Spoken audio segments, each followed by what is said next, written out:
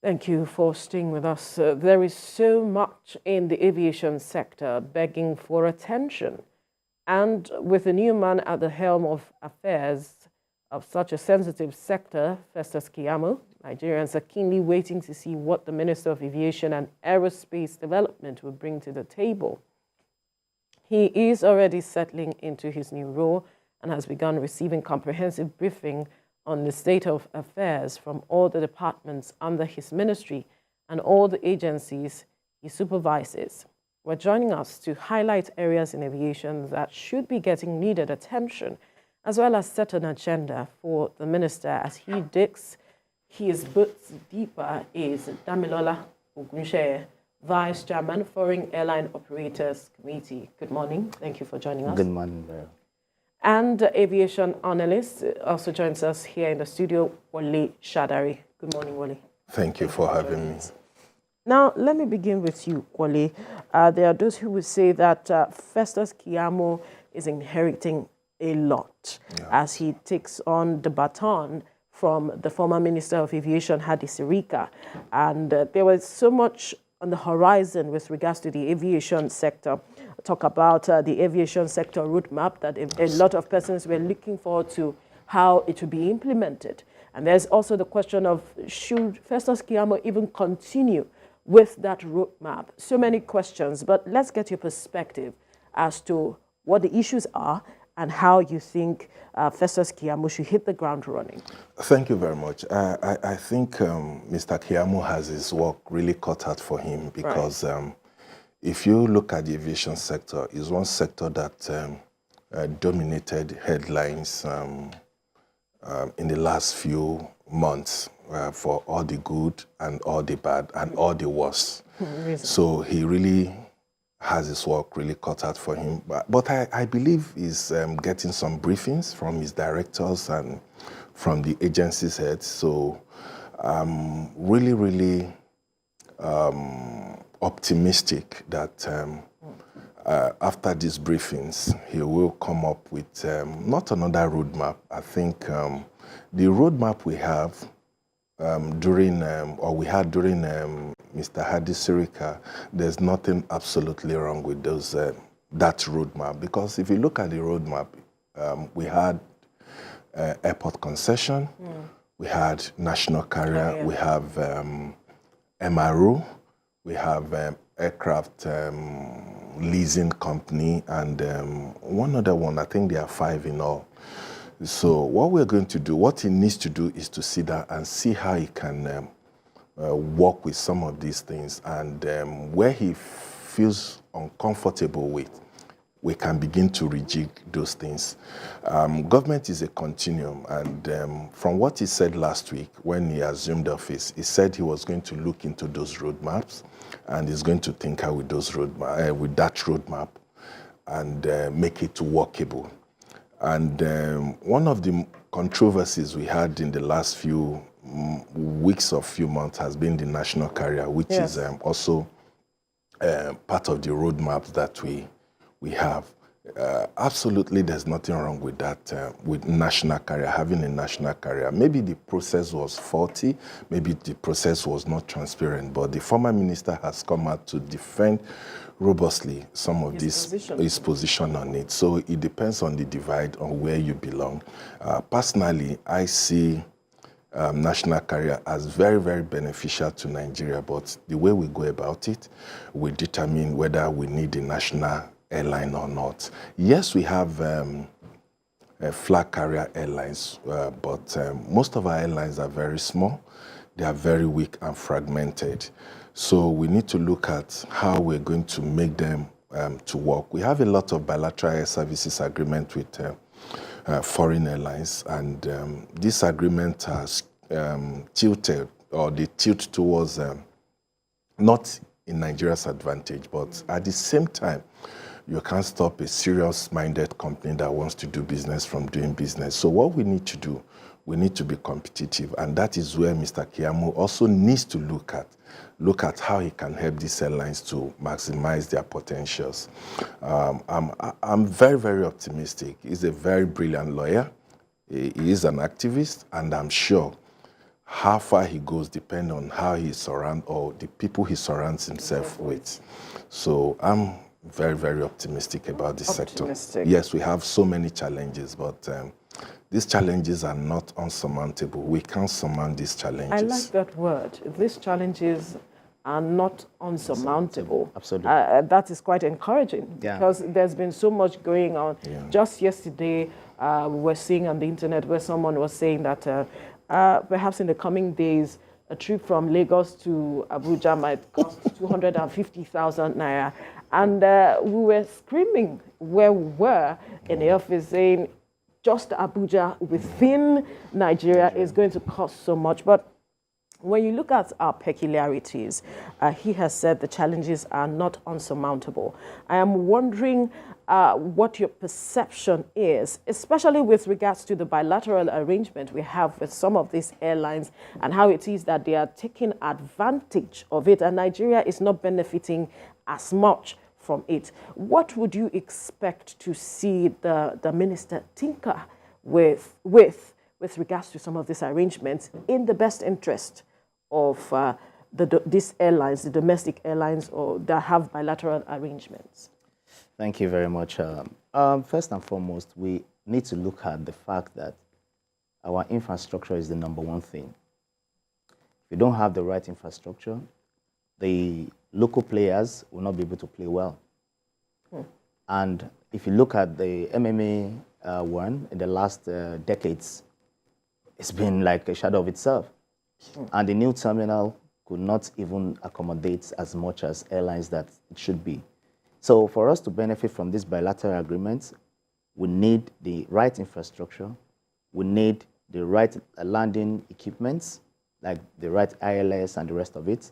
We need to ensure that we give a good platform for the local airlines to thrive. Because we have bilateral agreements, but we don't have local content that can feed into the bilateral agreement. When you say local content, break it down. How do you as in local carriers like Airpeace, like Dana, like Aero, them. Let's not promote them now. Yes. Okay.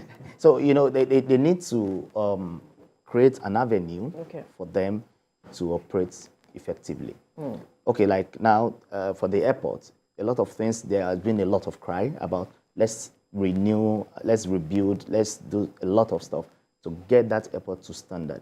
You can be at the departure hall and you're feeling so hot. Yes.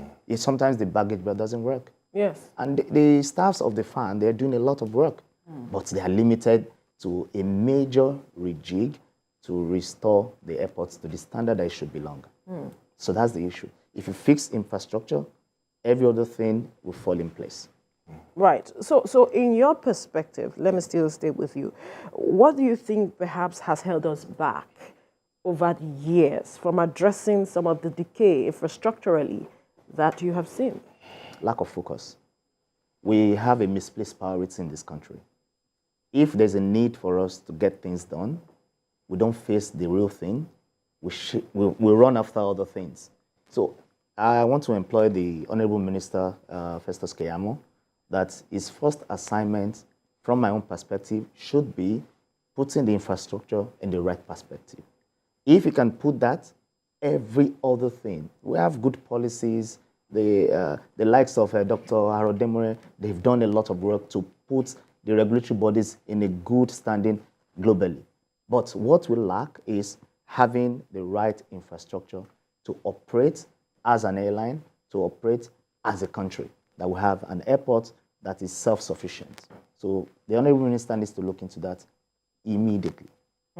When we're looking at self-sufficiency of our airports, I wonder what comes to mind for you, such that we can have a robust working sector, so to speak, where we can benefit, like he has pointed out. Because some Nigerians will see the airports we have and say that, well, we have structure now. So what really is the challenge? You go to Nnamdi Azikiwe International Airport, you see that.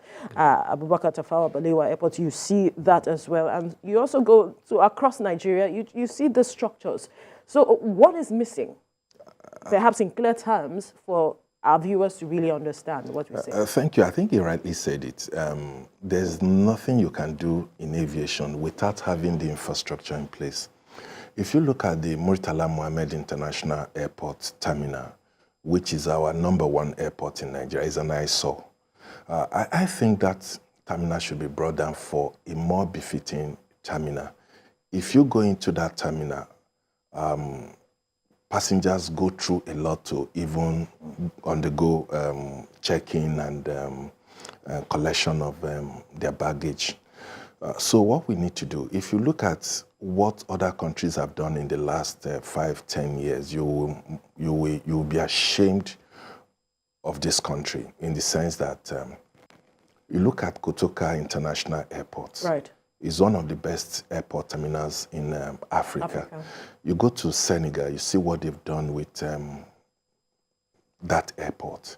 And you go to Joburg or Cape Town, you see what they have done, understand? So what we need to do, sit down, like a lot of people have advocated, we need to bring out that terminal and begin to build a world-class terminal. And doing that, hopefully, we're going to make Lagos a hub.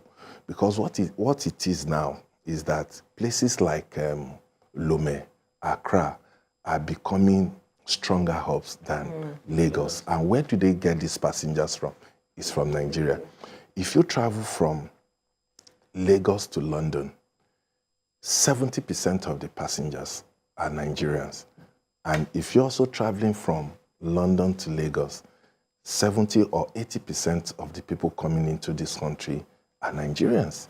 So if you also go to Lome, Accra, to London, you'll find out that majority of the people in that aircraft are Nigerians. So the market is here.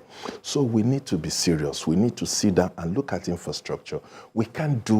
The government can't do it alone. What I believe the government should do is to engage the private sector people, because we have more critical sectors like health, education, and roads. So, and government alone cannot take care of all this. So we need to engage the private sector, bring in your money via concession, but that concession must be in the interest of Nigeria and Nigerians. We have Dr. Wale Babalakin that has built something that people can see, one of the best terminals in Nigeria. So why can't we engage people, Nigerians? We have brilliant, intelligent Nigerians and people who have money that can commit their money into some of these projects. So we need to engage. I think that's what Mr. Keyamo needs to do, to sit down and see how he can leverage on what he met on ground. And some of the things that he met that are not good, you discard them. Government is a continuum. The biggest problem we've had in this country is that when a new government comes in, we start afresh. And that has affected us in the last 20-25 years. So what we need to do, and I know he's a very smart man, is going to engage people. And that is why I say, how he succeeds in the industry depends on the people he surrounds himself with. Right. If he surrounds himself with the people like Dr. Harold Demori, Dr. Olumuyiwa Aliu, very brilliant, intelligent people, I'm sure Mr. Keyamo is going to be a success in this sector. All right.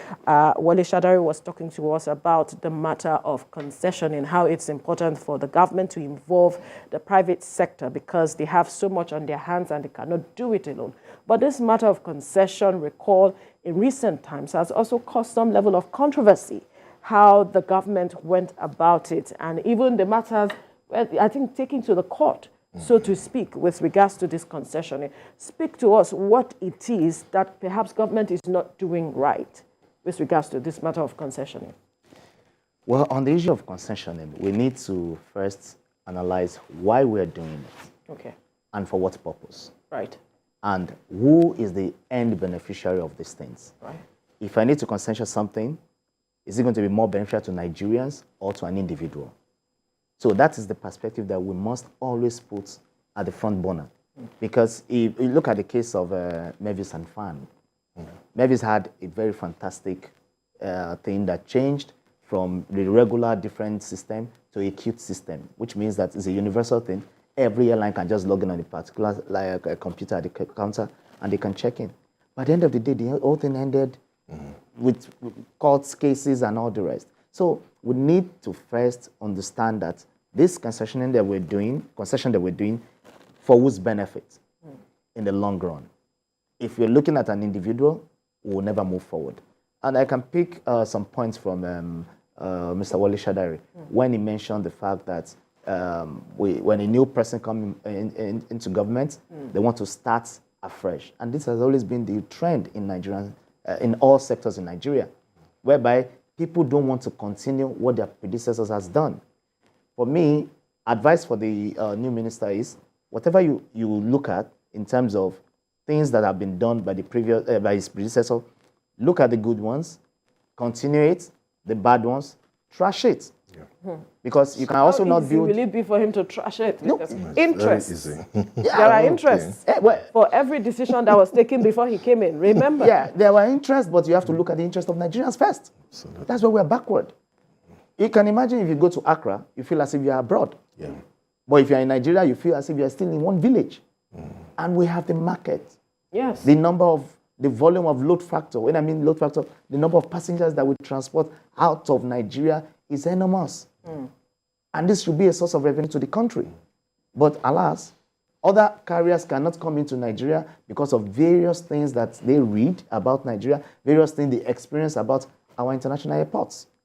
So until we change the paradigm, we change the situation and have a paradigm shift from looking at just abandoning infrastructure, focusing on infrastructure, and building how we can make these Nigerian airports the hub of Africa. That is when we'll get it right. Right. I still want to talk about this matter of trashing some things and keeping some things. Because there were so many controversies with regards to the decisions the previous ministers made. There were accusations here and there. And I'm wondering how easy or challenging it might be for a Festus Keyamo to take certain deliberate steps, bold steps, to perhaps send a message across that he is here to do something differently with regards to the aviation sector that would yield results in the interests of Nigerians. I think it's very, very easy. Like I said some of the projects we had conceptualized by the former minister were not totally bad. And like my friend said, he said the good ones, we should take them, and the bad ones, we should trash them. Which is good, which is bad? At times, it's even very difficult to determine the ones that are bad, in the sense that it depends on interpretation. Like, I've heard a lot of stories about national carrier and how it was done and things like that. If we look at the way that national airline was set up, it caused a lot of controversies, and rightly so too. Because so much was spent. Well, like, somebody said that about 65 billion naira was spent, but when the man was confronted, he said he got it on the internet. And when they asked the former minister, he said less than 3 billion naira was spent for the whole process. So we need a national carrier. How it is done, it is even these things are not rocket science. We've seen smaller countries set up a line. We've seen Rwanda set up a line within 2-3 years. What is wrong with us as a nation?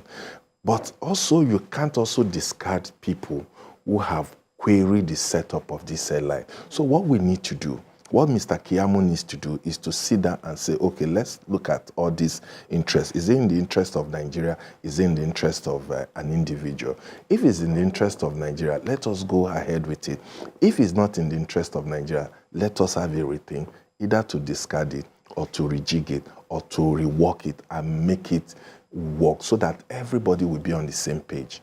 If you also look at the MRO, maintenance, repair, overhaul, it's also a good project in the sense that if we have an MRO, it's going to help the domestic airlines, and it's even going to help international airlines to do their line maintenance immediately, or even B-check, because we spend close to 300 billion naira annually ferrying our aircraft outside the shores of this country, overseas, for maintenance. So if we have this MRO, it's going to help our airlines, and it will also reduce AOG, aircraft on ground, the time you keep an aircraft on ground. But are we going to have enough personnel to handle so many of these aircraft that are going to be serviced? So the MRO is good. If we also look at concession is good everywhere in the world. Even in the United States, they do concession. Even in the UK, they do concession. A Nigerian, Dr. Ogunseye, was given the contract to manage Gatwick Airport, the second biggest airport in the UK, and it was a success. So why can't we engage these people to help us? People who have already done something in the past, people like Dr. Wole Babalakin. Let us sit down and see how we can begin to close this infrastructural gaps that we have in the aviation industry. Because where is government going to get almost 2 or 3 trillion naira to fix infrastructure? Infrastructure is not just fixing runway lights or airport. You also need a lot of things to do, and we have so many. We have communication too, airspace, our towers, air traffic control. We need a lot of money to do this. Where is government going to get almost 2 trillion naira to fix some of these things? And if you also look at our airports, we have over 30 airports in Nigeria. States are building airports. People are building airports. And when they finish building this airport, they hand them over to FAN to manage. Where is FAN going to get the resources? Only 4 of our airports are viable. Very, very viable. Lagos, out of over 30, exactly. Just 4? Yes, of course. At times you have even 1 flight a day to some airports. And you have to put people there. You have to station people there. You have to run that airport almost 24 hours or maybe 12 hours in a day. So where are you going to get this money? You're only getting money from Lagos. Lagos is the highest revenue earner for FAN, followed by Abuja, followed by Port Harcourt, and next one is Kano and Owerri. So where are you going to get money to fix some of these equipment? And once an airport is built, you can't close it because of you need it in case of emergency. Right. So we are stuck, but we need to look for a solution to solve some of these problems that we have. That is why I say his work is really cut out for him. So because, aviation is very elitist. So people, there's so much interest in aviation. People want to know what is happening. Let me give you an example. Like I told somebody that aviation is safe. He said, no, it's not. I say, you hardly hear of plane crash. But on a daily basis, even on every hour, a car is crashing somewhere.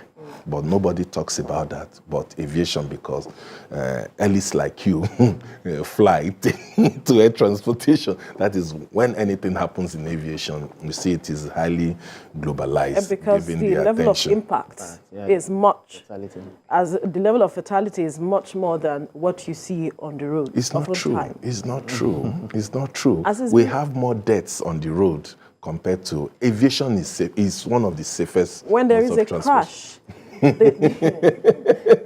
the tendency for one to survive, it's perhaps... It rarely happens. It rarely happens. It rarely happens. But for when it happens... you can say that there will be survivors. So it depends on the type of impact. Yes, that's why I said impact. Okay. It differs. Okay. So that's why people wait and say that it's difficult when you take the aviation or airspace is not as safe as the roads. But interesting. The matter of challenges, there's been so many challenges that Nigerians are facing. Earlier I mentioned the fact that just yesterday we got the report that there are chances that the ticket fares might rise up to 250, talking about those traveling from Lagos to Abuja. But aside that, we see that there is a disparity when you look at the cost of ticket fares from Nigeria to other countries as against other African countries, for instance, Ghana, Senegal, like you mentioned, where we see that some persons decide to travel to these countries to fly to other European countries. What is really at the heart of this disparity that we are witnessing where Nigerians have to pay so much as against other African countries? Well, the ticketing thing from IATA, it's dollarized by default. All tickets are dollarized by default. And for you to get a good deal or a good fare, if the exchange rate in your country is high, for you to change that money to dollar, your ticket will be high. In the last 1 month or two, the amount of tickets in dollars remains same. Very rare situation that it fluctuates. But the amount in naira will continue to fluctuate as long as we don't have stability in the forex. If exchange rate to dollar is 5 naira to a dollar and a ticket costs 4,000, if you multiply 5 naira times 4,000, the amount you'll be paying in naira equivalent will be very low. So as long as our exchange rate has not been brought to a particular level where we feel comfortable, it's not stable. As long as it's not stable, we'll keep having this disparity in ticket fares, ticket sales, and there's no way we can change it. So there's no way the ministry can come in now to address that matter. It's off the hands of the ministry. The ministry has no control over the forex. So until the economy of the country stabilized, and we're able to see that the exchange rate, naira is gaining more power than the way it used to be, and there's stability, then you'll see that there'll be changes. In other countries, the difference between their local currency and the dollar is stable, minimal, and it's minimal. It's something they can afford. Not when dollar is about 800 or 1,000 naira, and the ticket is just $2,000. If you multiply 1,000 by the 2,000, you'll be paying out of pocket a lot of money. So that's the major problem that we need to resolve. Economy needs to be stabilized, then dollar needs to be stabilized, and then we can benefit from good sales of tickets. Now, how about domestically? The cost of aviation fuel, and it's also one major issue that people have been talking about, and also multiple taxation and all of those. How do you want that resolved? I think there are two issues that are beyond Mr. Keyamo. The issue of forex. He has no control over forex matter. He doesn't also have control over jet fuel, in the sense that... but airline operators are seeking concession one way or the other. Yes, I think the former minister tried to make sure that help them through the federal government then to ensure that it was stable at a point, because it was going out of the window at that period. And also access to foreign exchange. To foreigners. These are two issues that have compounded the problems of the local airlines, because the forex determines a lot of whatever you're going to charge, even jet fuel, which takes about 30% of your revenue, 30 or 35%. So if aviation fuel takes 30% of your revenue, it means the airlines are not making profit. Honestly, I feel for them. But at the same time, yes, I really feel for them, because if you also cost of maintenance, aviation is highly dollarized. Everything you do in aviation is dollars. So, but they have a problem, to which how if you raise your fares so highly, even at 70,000, 80,000 naira, a lot of people are still finding it very difficult to fly. They would rather go by road, and we know the things that are happening on our roads. So for them to really not make profit, for them to really break even, that's the right word, for them to break even, I think the airlines would charge nothing less than 150,000. But you also look at the purchasing power of many Nigerians. How many Nigerians can afford to go travel by air? It's the same set of people that are traveling: businessmen, politicians, and people like you also. People like you. So Honestly, I feel for them, and I believe that this is where the minister needs to come in terms of multiple taxation, how to help them to cushion some of this effect. You have over 28, 30 charges, you charging airline.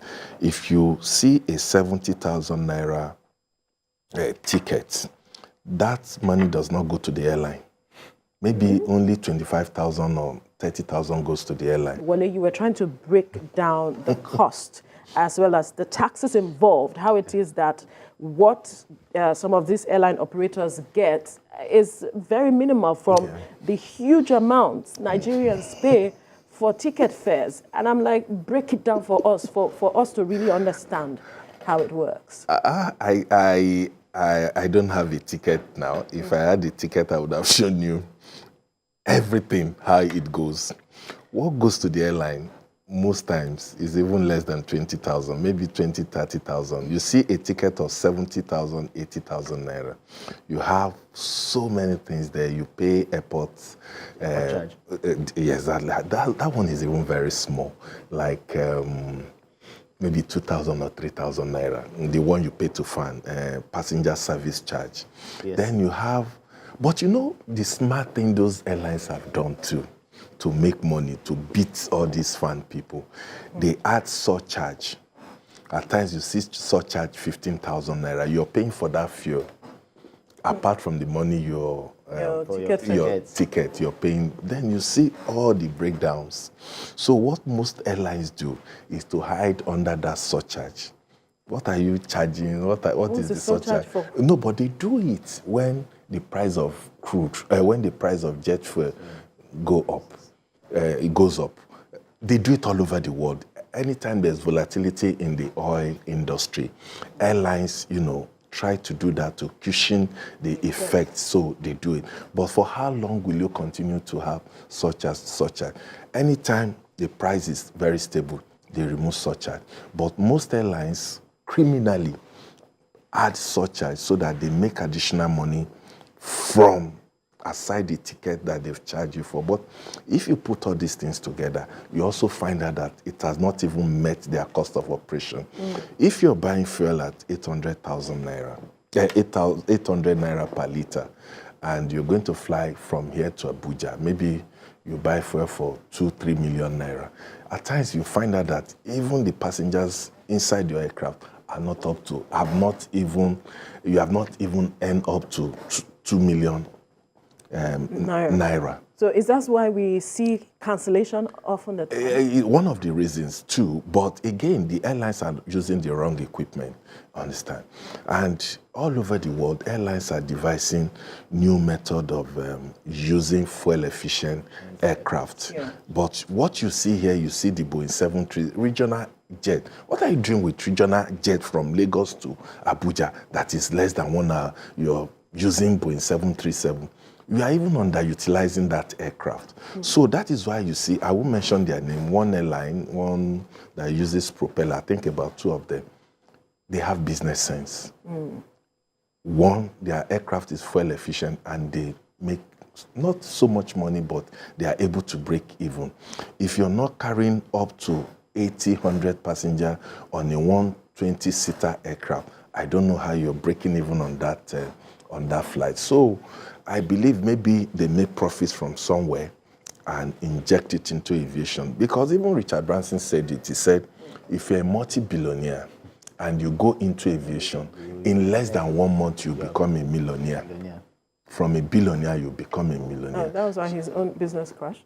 No, his business didn't crash. Richard Branson is a very smart businessman. What Richard Branson does is that he has the brand. He will just call you. He has his franchise. Come, I'm not going to put money. Let people buy stake into this airline. And that is the best thing to do. And that is one of the things that our own operators have not been able to do by coming together to say, let's form partnership. You can't do this business alone.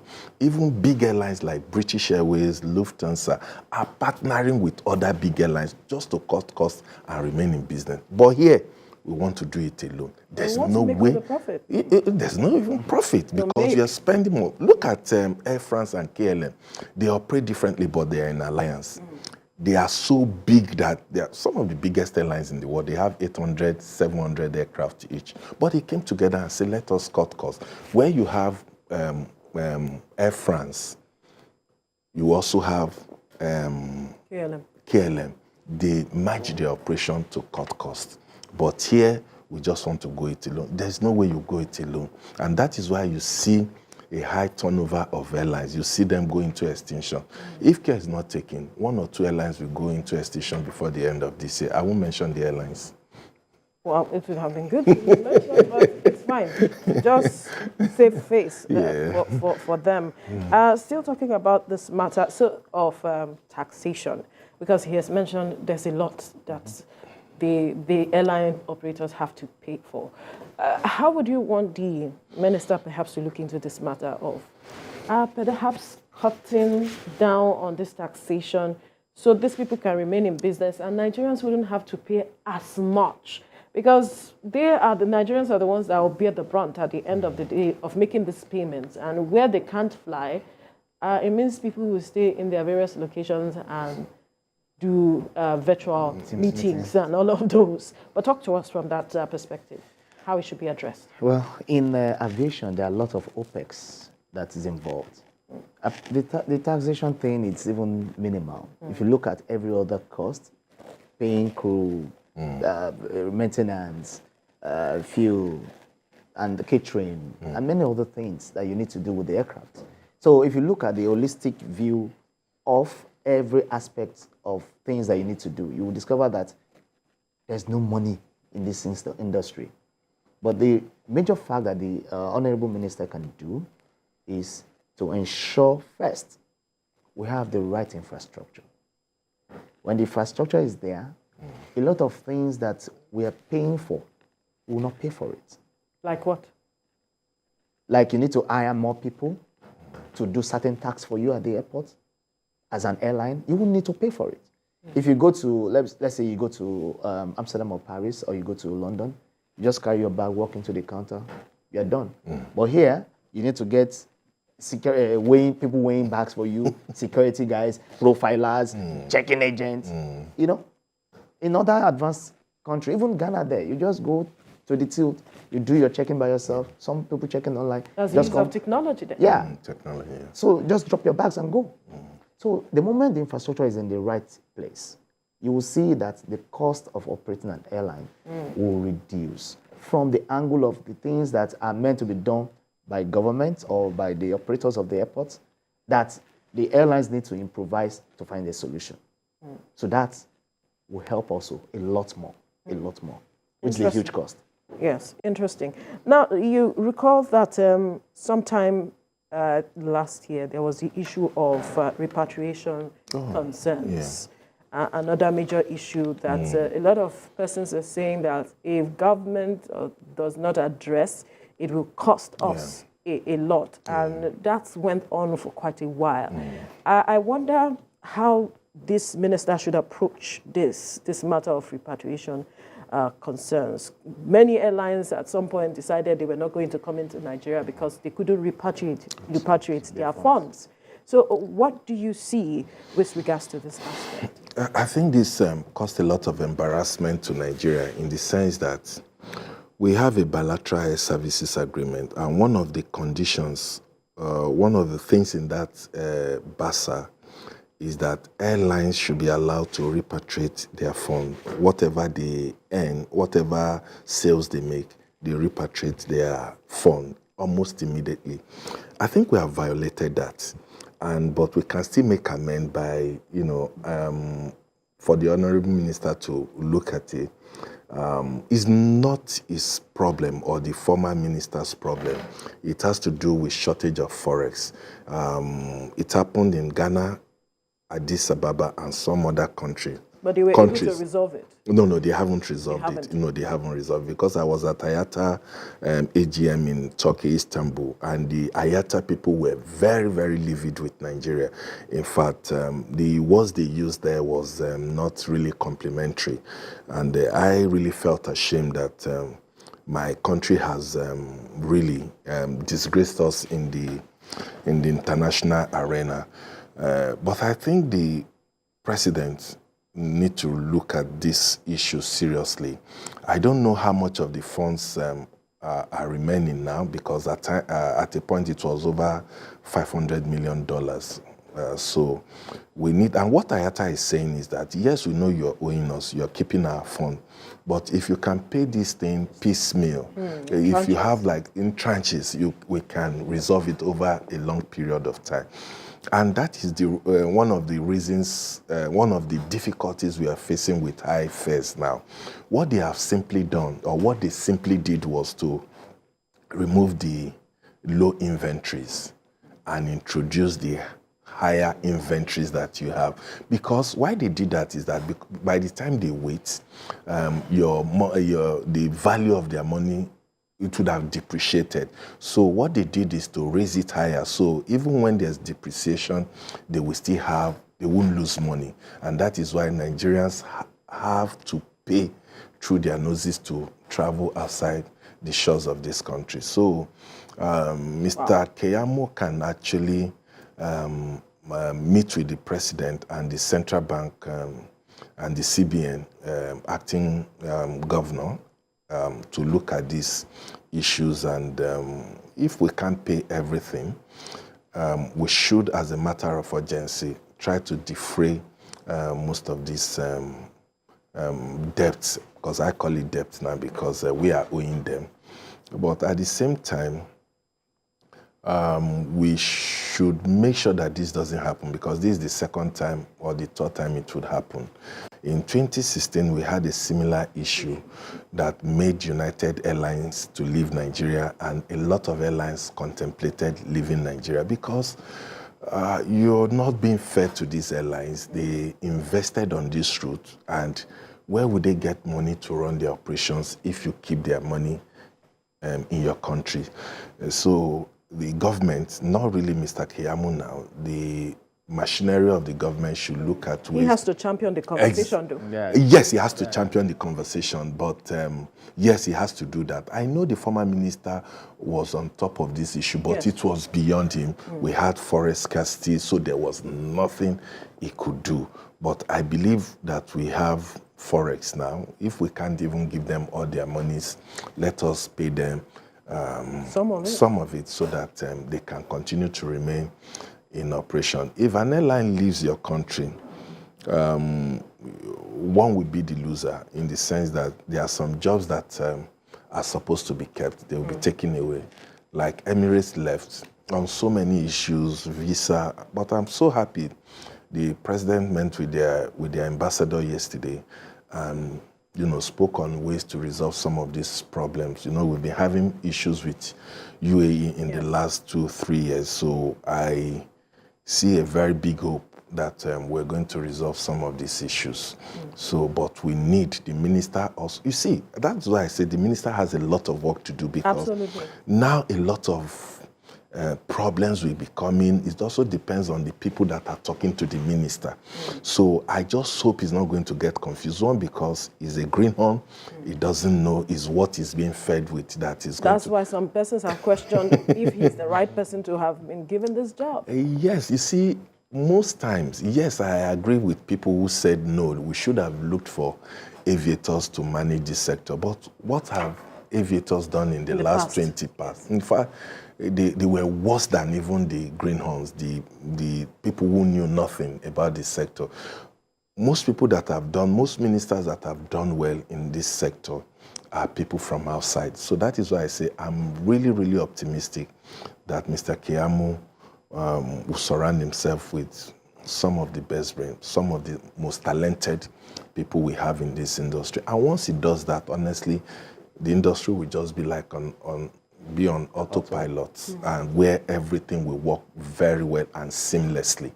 So it needs to help the airlines. If not, Nigeria will begin to be a big joke in the international community, and people will begin to laugh at us. Give them their monies. Very important. Give them their monies. Let's look at the low-hanging fruits that he can quickly address to hit the ground running. Right. Yes, you have mentioned infrastructure. We have seen how key that is. But what are the key issues which are easy for him to quickly address perhaps in the next 3 months, because Nigerians are waiting to see results and perhaps, revive that confidence they have in not just the sector, but in the government to be able to deliver on its promises? It needs the right people to work with, because these are the people that carry out the job at the end of the day. So if he gets the right people to be in the right duties to do for him, getting the right advice, it will help him to build up on the good path that his predecessor did, and to also start matching into what can we do to improve the aviation sector. Like I said before, number one thing which is key to him, or should be the focus that he needs to pay his attention to, should be the infrastructure. You can't go into the toilet of the airport. People are pissed. True. Sometimes you see people... Smell. Yeah, the smell. I can't even use sometimes it. you just wonder if you are still in the 18th century. Absolutely. Sometimes you see long queues from the entrance of the airport. Yes. Nothing is seamless. And the matter of safety has also been brought to the fore. Yeah.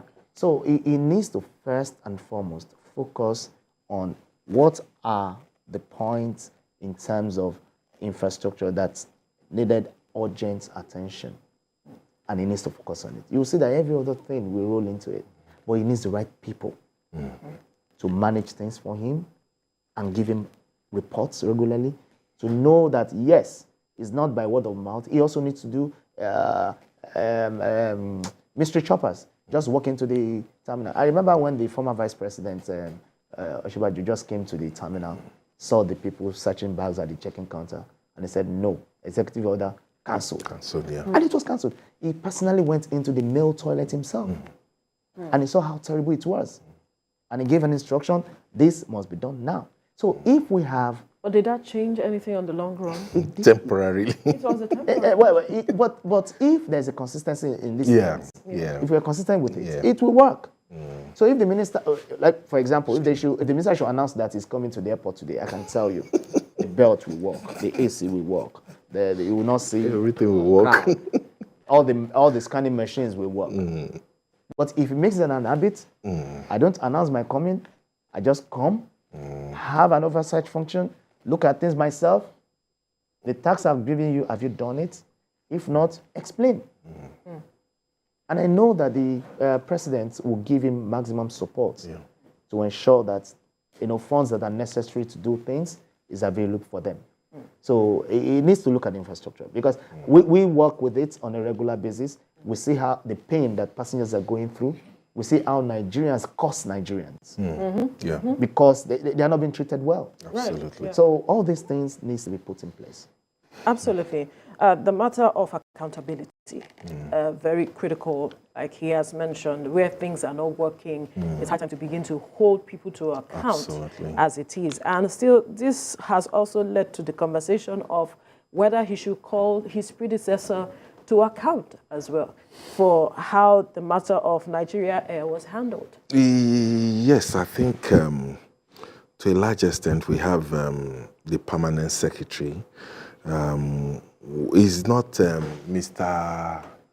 Keyamo is not the EFCC or yes, the that DSM. perhaps you should push that conversation. I think at that level, I know by now they would have spoken to each other on what is on ground, what have you done, and I think it's very open to everybody how Nigeria Air project went or how it is going now, because it's just in stage 1 with NCA, stage 1 or stage 2 with NCA now. So we still have like 3 more stages to get in. So it's still a very long way. If the minister is interested in national carrier, all well and good. If he's not convinced enough about it, he can jettison it. And the monies go down the drain? Wow. That's what we have done in this country. And that is why I have always said that whatever problems we had with Nigeria Air, we should look at it and not throw the baby away with the bathwater. All right, that's a fine place to leave the conversation now. Wole Shadare, aviation analyst, thank you for your time, as well as Damilola Ogunseye, Vice Chairman, Foreign Airline Operators Committee. Thank you for your time as well. Thank you. Well, this is where we've drawn the curtains on the program for today, but let's tell you that the views and reactions of all our resource persons are theirs and have no connection with TVC News.